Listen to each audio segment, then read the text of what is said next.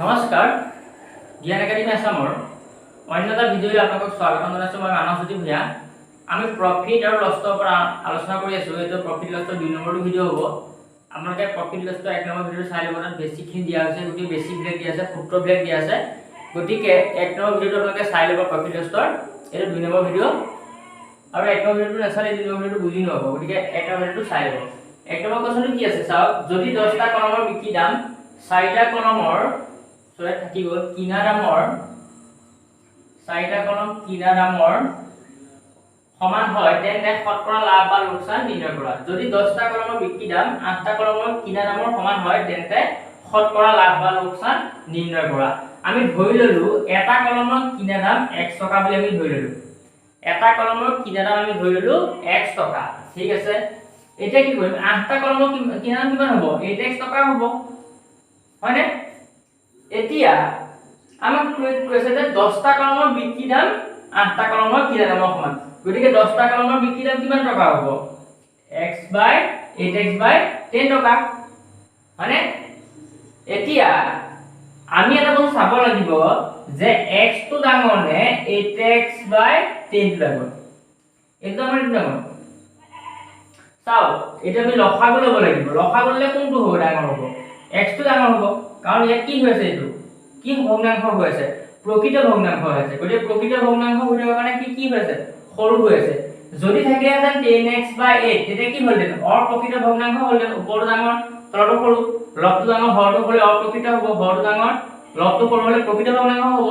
যদি অপ্ৰকৃত হৈ থাকে তেতিয়া x টো কি হ'ব? সৰু হ'ব। কিন্তু ইয়াত কি হৈ আছে? প্ৰকৃত ভগ্নাংশ হৈ আছে। গতিকে x টো আমাৰ কি হৈছে? ডাঙৰ হৈ আছে। বুজি পাইছানে? x টো আমাৰ ডাঙৰ হৈ আছে। গতিকে আমি কি কৰিব লাগিব? x - 8x/10 কৰিব লাগিব। x - 8x/10।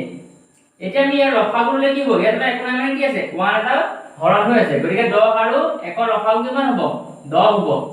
1 টোৱে 10 ক হৰণ কৰিম, কিমান যাব? 10 বাৰ যাব। 10 ৰ লগত x টো পূৰণ কৰিম, কিমান হ'ব? 10x মাইনাস, ইয়াত মাইনাস চিন আছে গতিকে মাইনাস বহিলে 10 এ 10 কেইবাৰ যাব? এবাৰ যাব। আৰু ইয়াত কি আছে?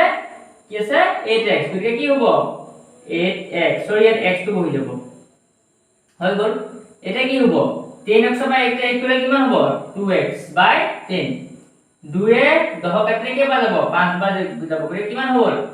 x/5 একেলগে হৈ গ'ল।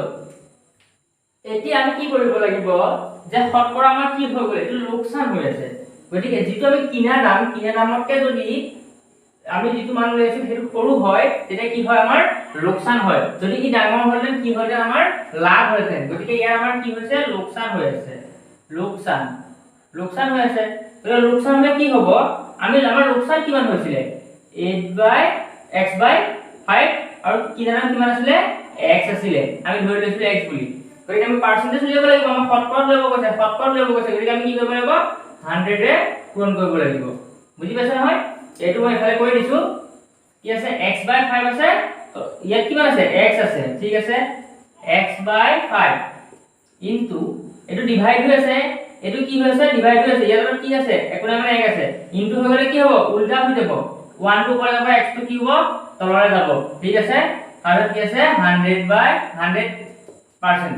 5 ৰে 100 কাটিলে কি যাব? 20 বাৰ যাব। x এ কাটি দিলো, কিমান থাকিলে? 20%।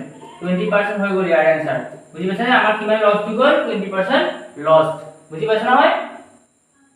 2 নম্বৰ কোৱেশ্চনটো কি আছে? এটা কলম 60 টকাত কিনি কিমান টকাত বেচিলে 20% লাভ হ'ব? কিমান পাৰ্চেন্ট লাভ হ'ব বুলি কৈছে? 20%। কলমটো কিমান টকাত কিনিছিলে? 60 টকাত কিনিছিলে। ঠিক আছে, এতিয়া কথাটো হ'ল যে আমাক বেচিলে কেই টকা পাম? গতিকে বেচাৰ আমাৰ এটা সূত্ৰ আছিলে। কি আছিলে? 100 প্লাস কি আছিলে? প্ৰফিট আছিলে। প্ৰফিট কিমান পাৰ্চেন্ট? 20%। গতিকে 22 প্লাস হ'ব বাই 100 ইনটু কি আছিলে? কস্ট প্ৰাইস। কস্ট প্ৰাইসটো কিমান আছিলে? 60। কস্ট প্ৰাইস আছিলে 60। এতিয়া আমি ক্যালকুলেট কৰি দিম। 100 লগত 20 যোগ কৰিলে কিমান হ'ব? 120 তলৰ 100 ইনটু 60। এতিয়া কি কৰিম? এটা কোণে এক কাটিলো, এটা এক কাটিলো, এটা এক কাটিলো, এটা এক কাটিলো। এতিয়া কিমান থাকিলে? 12 আৰু 6, 6 বাৰ কিমান হ'ল? 72। গতিকে 72 টকাত যদি বিক্ৰী কৰে তেন্তে কি হ'ব? 72 টকা যদি বিক্ৰী কৰে তেতিয়া কি হ'ব? যে 20% প্ৰফিট হ'ব 60 টকাৰ এটা বস্তু কিনি 62 টকাত বিক্ৰী কৰিলে হেতু প্ৰফিট হ'ব 20%। বুজি পাইছা নহয়? এডুকেশ্যন কি কৈছে এটা বল 10% লোকসান কৰি বিক্ৰী কৰা হ'ল যদি বলটো আৰু 117 টকা বেছি দামত বিক্ৰী কৰিলে হেতেন তেন্তে 3% লাভ হ'লহেতেন বলটোৰ কিনা দাম কিমান বলটোৰ কিনা দাম কিমান আমাৰ উলিয়াব লাগে এতিয়া আমি জানো আমাৰ বলটোৰ কিনা দাম আমি ধৰিলো কিনা দাম আমি x আমি x বুলি ধৰিলো আমাৰ কিনা দাম হৈ গ'ল এতিয়া কথাটো হ'ল যে 10% লোকসান কৰি বিক্ৰী কৰা হ'ল লোকসানৰ সূত্ৰটো কি আছিল 100 minus L L মানে কি হৈছে লস আমাৰ লস কিমান হৈছে 10% by 100 into CP CP মানে কস্ট প্ৰাইস আমি কিমান ধৰিছো কিনা দাম আমি কিমান ধৰিছো x ধৰিছো গতিকে আমাৰ কিমান হ'ব 100 বা 10 গলে কিমান হ'ব 90 by 100 x এটো হৈ গ'ল আমাৰ লস আমাৰ 10% লস হৈ গলে লস কৰি পেলাই বিক্ৰী কৰিছে হেতু হৈ গ'ল 90 by 100 x এতিয়া কথা হ'ল যে কৈছে 117 টকা বেছি দামত বিক্ৰী কৰাত কিমান লাভ হতে 3 টকা 3% লাভ হলহেতেন আমাৰ গতিকে আমি লাভটো উলিয়াব লাভৰ সূত্ৰটো কি আছিল 100 প্লাস প্ৰফিট মানে কিমান প্ৰফিট হৈছে 3% প্ৰফিট হৈছে গতিকে 300 প্লাস 3 বাই 100 ইনটু কস্ট প্ৰাইস কিমান আছিল x বুলি ধৰিছিলো গতিকে আমি ধৰিম x এটা এটো কিমান হ'ব 100 প্লাস 3 কিমান হ'ব 100 লগত প্লাস 3 কৰে 103 বাই 100 x এখন এটা বুজি পাইছে এটো আমাৰ লাভ এতিয়া কি কৈছে যে 117 টকাত বিক্ৰী কৰা হেতেন 3% লাভ হলহেতেন 117 টকাত বিক্ৰী কৰা হেতেন মানে এটো আমাৰ লোকসান হৈছে যদি ইয়াৰ লগত আমি 117 টকাটো প্লাস কৰি দিও তেতিয়া আমাৰ কি হ'ব সমান হৈ যাব ইয়াৰ লগত কি হ'ব সমান হৈ যাব যেটো লাভ হৈছিল তাৰ লগত সমান হৈ যাব মানে কিয় সমান হ'ব যদি 117 টকা বেছি বিক্ৰী কৰো এটো লোকসান হৈছে আমাৰ 10% ইয়াৰ লগত যদি আমাৰ 117 টকা বেছি যোগ কৰো কি হ'ব 3% লাভ হৈ যাব বুলি কৈছে গতিকে আমি কি কৰিম 90 by 100 x ৰ লগত 117 টো প্লাস কৰি দিম ইকুৱেল কিমান হৈ যাব ইকুৱেল কিমান হ'ব 103 by 100 x এটো হৈ যাব গতিকে এটা আমি কি হ'ব এটো কি হৈছে এফালে কি হৈছে প্লাস হৈছে ইফালে গলে কি হ'ব মাইনাস হ'ব গতিকে 103 by 100x minus 90x by 100 is equal to 117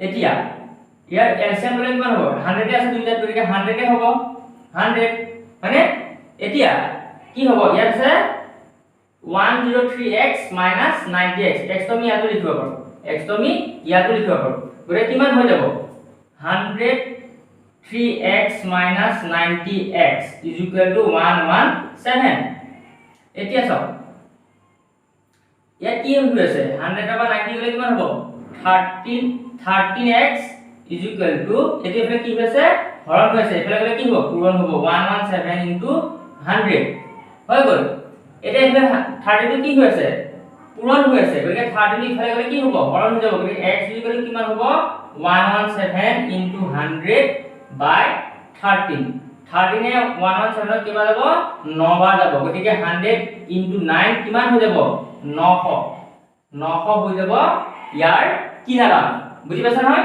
যদি এটা কুৱেশ্যনত আহে যে ইয়াৰ বিক্ৰী দাম কিমান আছিল যদি আমাক কুৱেশ্যনত আহে যে ইয়াৰ বিক্ৰী দাম কিমান আছিল গতিকে আমি কেনেকৈ উলিয়াব লাগিব ইয়াৰ বিক্ৰী দামটো আমি কেনেকৈ উলিয়াব লাগিব প্ৰথমতে আমি কি ধৰিছিলো চাওক 90 by 100 ধৰিছিলো প্ৰথমতে আমি কি ধৰিছিলো 90 by 100 into x এটো আছিল আমাৰ লোকসান গতিকে তাপা আমি বিক্ৰী মূল্যটো উলিয়াব লাগিব বিক্ৰীটো লম ওলাই যাব কেনেকৈ আছে 90 by 100 x মানে কিমান পালো আমি 900 গতিকে ইয়াৰ পৰা আমাৰ এনসাৰ ওলাই যাব 100 ৰে 900 কাটিলে কেইবাৰ গ'ল 9 বাৰ গ'ল গতিকে কিমান হ'ব 9 9 গুণ 81 আৰু ইয়াত শূন্যটা আছে গতিকে কিমান হ'ব 810 মানে কি হৈ গ'ল লোকসান কেনেকৈ হৈছিল বিক্ৰী মূল্য কেনেকৈ হৈছিল 10% লোকসান কৰি বিক্ৰী কৰিছিল মানে কিনিছিলে কিমানত 900 কিনিছিলে আৰু বেচিছিলে কিমান 810 গতিকে যদি কেতিয়াবা যদি কুৱেশ্যনটো আহে কিনা দাম কিমান তেতিয়া হ'ব 900 যদি আহে বেচা দাম কিমান তেতিয়া কিমান হ'ব 810 বুজি পাইছা নহয়